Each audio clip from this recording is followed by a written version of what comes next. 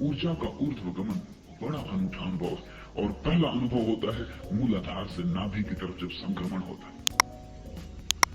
ये मूल बंध की सहजतम प्रक्रिया है कि तुम श्वास को बाहर फेंक दो, नाभि शून्य हो जाएगी, ऊर्जा उठेगी नाभि की तरफ, मूल बंध का द्वार अपने आप बंद हो जाएगा। वो द्वार खुलता है ऊर्जा के धक्के से। जब ऊर्जा मूलाधार में नहीं रह जाती, धक्का नहीं पड़ता, द्वार बंद हो जाता। इसे अगर तुम निरंतर करते रहे, अगर इसे तुमने एक सतत साधना बना ली और इसका कोई पता किसी को नहीं चलता, तुम इसे बाजार में खड़े हुए कर सकते हो, किसी को पता भी नहीं चलेगा। तुम दुकान पर बैठे हुए कर सकते हो, किसी को पता भी ना चलेगा। अगर एक व्यक्ति दिन में कम से कम 300 बार क्षण भर को भी मूलबंध लगा ले, कुछ ही महीनों के बाद पाएगा काम वासना तिरोहित हो गई, काम ऊर्जा रह गई, वासना तिरोहित हो गई। और 300 बार करना बहुत कठिन नहीं है। ये मैं सुगमतम मार्ग कह रहा हूं जो ब्रह्मचर्य को उपलब्धि का हो सकता है। फिर और कठिन मार्ग हैं जिनके लिए सारा जीवन छोड़ के जाना पड़ेगा, तो कोई जरूरत नहीं है। ये किसी को पता भी नहीं चलेगा कि कब तुमने श्वास बाहर फेंक दी, अपने बाजार में, दुकान पर, कुर्सी पर, दफ्तर में बैठे हुए, कब तुमने चुपचाप अपने पेट को भीतर खींच लिया। एक क्षण में ऊर्जा ऊपर की तरफ स्फुरन कर जाती है और तुम पाओगे कि उसके बाद घड़ी, आधा घड़ी के लिए तुम एकदम शांत हो गए, हल्के हो गए, एक नई ताजगी आ गई। बस तुमने अगर एक बात सीख ली कि ऊर्जा कैसे नाभि तक आ जाए, शेष तुम्हें चिंता नहीं करनी। तुम ऊर्जा को जब भी काम वासना उठे नाभि में इकट्ठा करते जाओ।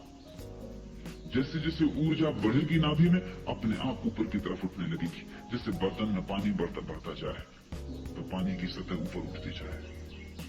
असली बात मूलाधार का बंद हो जाना है। घड़े की नीचे का छेद बंद हो गया, अब ऊर्जा इकट्ठी होती जाएगी, घड़ा अपने आप बढ़ता जाएगा। एक दिन तुम अचानक पाओगे कि धीरे धीरे नाभि के ऊपर ऊर्जा आ रही, तुम्हारा हृदय एक नई संवेदना से आप्लावित हुआ जा रहा है।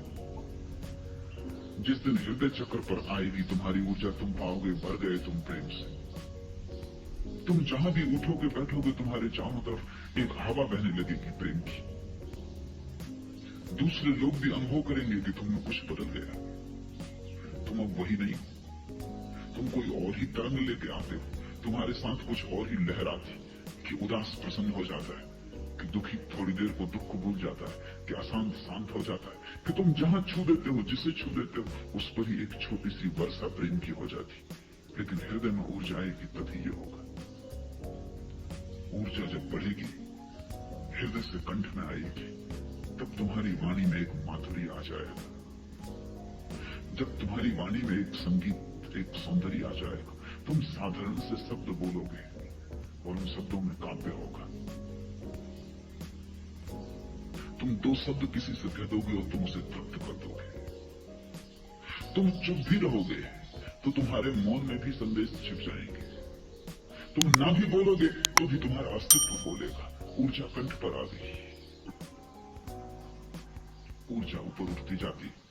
एक घड़ी आती कि तुम्हारे तीसरे नेत्र पर ऊर्जा का आविर्भाव होता है।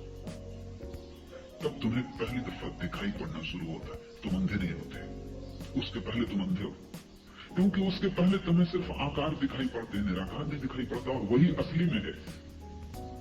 सब आकारों में छिपा है निराकार। आकार तो मूलाधार में बंधी हुई ऊर्जा के कारण दिखाई पड़ते, अन्यथा कोई आकार नहीं था। मूलाधार अंधा चक्र है, इसलिए तो हम काम वासना को अंधी कहते। वो अंधी है, उसके पास आंख बिल्कुल नहीं है। आंख तो खुलती है तुम्हारी असली आंख जब तीसरे नेत्र पर ऊर्जा आके प्रकट होती है, जब लहरें तीसरे नेत्र को छूने लगती, तीसरे नेत्र के किनारे पर जब तुम्हारी ऊर्जा की लहरें आके टकराने लगती, पहली दफा तुम्हारे भीतर दर्शन की क्षमता जगती है। दर्शन की क्षमता विचार की क्षमता का नाम नहीं। दर्शन की क्षमता देखने की क्षमता है, वो साक्षात्कार है। जब बुद्ध कुछ कहते हैं तो देख कर कहते हैं, उनका अपना अनुभव है। अनुभूत शब्दों का क्या अर्थ है? केवल अनुभूत शब्दों में सार्थकता होती है। ऊर्जा जब तीसरी आंख पर प्रवेश करती है तो अनुभव शुरू होता है, और ऐसे व्यक्ति के वचनों में तर्क का बल नहीं होता, सत्य का बल होता है। ऐसे व्यक्ति के वचनों में एक प्रामाणिकता होती है जो वचनों के भीतर से आती है, किन्हीं बाह्य प्रमाणों के आधार पर नहीं। ऐसे व्यक्ति के वचन को ही हम शास्त्र कहते हैं।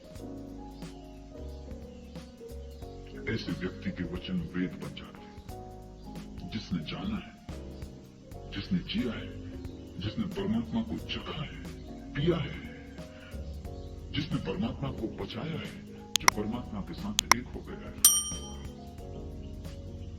फिर ऊर्जा और ऊपर जाती है, सहस्त्रार को छूती है।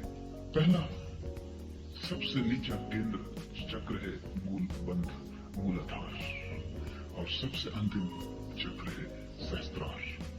उसे हम सहस्त्रार कहते हैं, आखिरी चक्र को, क्योंकि वो ऐसा है जैसे सहस्त्र पकड़ियों वाला कमल हो। बड़ा सुंदर है, और जब खिलता है तो भीतर ऐसी ही प्रतीति होती है जैसे पूरा व्यक्तित्व तो सहस्त्र पकड़ियों वाला कमल हो गया, पूरा व्यक्तित्व तो खिल गया। जब ऊर्जा टकराती है सहस्त्रार से तो उसकी पकड़ियां खिलनी शुरू हो जाती। सहस्त्रार के खिलते ही व्यक्तित्व से आनंद का झरना बनने लगता है। मीरा उसी क्षण नाचने लगती है, पद घुंघरू बांध मेरा नाची। लेकिन साधारणतः तुम्हारी जीवन ऊर्जा नीचे की तरफ प्रवाहित हो रही है, इसलिए तुम्हारी सब जीवन ऊर्जा अंततः काम वासना बन जाती।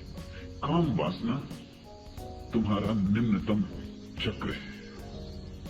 तुम्हारी ऊर्जा नीचे गिर रही है और सारी ऊर्जा धीरे धीरे काम केंद्र पर इकट्ठी हो जाती, इसलिए तुम्हारी सारी शक्ति काम वासना बन जाती। वो जो मूलाधार चक्र है, जहां से ऊर्जा काम ऊर्जा बनती है, उसे बांध लेना है, उसे सिकोड़ लेना है।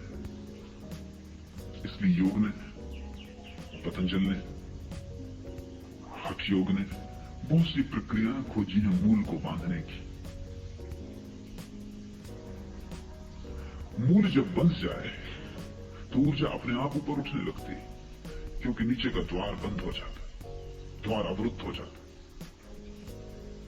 एक छोटा सा प्रयोग, जब भी तुम्हारे मन में काम वासना उठे तो करो, तो धीरे धीरे तुम्हें राह साफ हो जाएगी। जब भी तुम्हें लगे कि काम वासना मन को पकड़ रही है, तब डरो मत, शांत होकर बैठ जाओ, जोर से श्वास को बाहर फेंको, उच्छ्वास, भीतर मत लो श्वास को, क्योंकि जैसा ही तुम भीतर गहरी श्वास को लोगे, भीतर जाती श्वास काम ऊर्जा को नीचे की तरफ धकाती है। जब तुम्हें काम वासना पकड़े तब एक्सहेल करो, बाहर फेंको श्वास को, नाभि को भीतर खींचो, पेट को भीतर लो और श्वास को बाहर फेंको, जितनी फेंक सको। धीरे धीरे अभ्यास होने पर तुम संपूर्ण रूप से श्वास को बाहर फेंकने में सफल हो जाओगे। जब सारी श्वास बाहर फेंक जाती है तो तुम्हारा पेट और नाभि वैक्यूम हो जाते हैं, शून्य हो जाते हैं, और जहां कहीं शून्य हो जाता है वहीं आसपास की ऊर्जा शून्य की तरफ प्रवाहित होने लगती है। शून्य खींचता है, क्योंकि प्रकृति शून्य को बर्दाश्त नहीं करती, शून्य को भरती है। तुम्हारी नाभि के पास शून्य हो जाए तो मूलाधार से ऊर्जा तत्क्षण नाभि की तरफ उठ जाती है, और तुम्हें बड़ा रस मिलेगा जब तुम पहली दफा अनुभव करोगे कि एक गहन ऊर्जा बाण की तरह आके नाभि में उठ गई।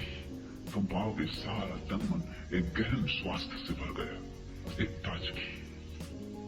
ये ताजगी वैसी ही होगी, ठीक वैसा ही अनुभव तुम्हें होगा ताजगी का, जैसा संभोग के बाद उदासी का होता है। जैसे ऊर्जा के स्खलन के बाद एक शिथिलता पकड़ लेती है, संभोग के बाद जैसे विषाद का अनुभव होगा, वैसे ही अगर ऊर्जा नाभि की तरफ उठ जाए तो तुम्हें हर्ष का अनुभव होगा, एक प्रफुल्लता घेर लेगी, ऊर्जा का रूपांतरण शुरू हुआ। तुम ज्यादा शक्तिशाली, ज्यादा सौमनस्यपूर्ण, ज्यादा उत्फुल्ल, सक्रिय, अनथके, विश्रामपूर्ण मालूम पड़ोगे, जैसे गहरी नींद के बाद उठे हो, ताजगी आ गई है। इसलिए जो लोग भी मूल आधार से शक्ति को सक्रिय कर लेते हैं, उनकी नींद कम हो जाती, जरूरत नहीं रह जाती। वे थोड़े घंटे सो के भी उतने ही ताजे हो जाते हैं।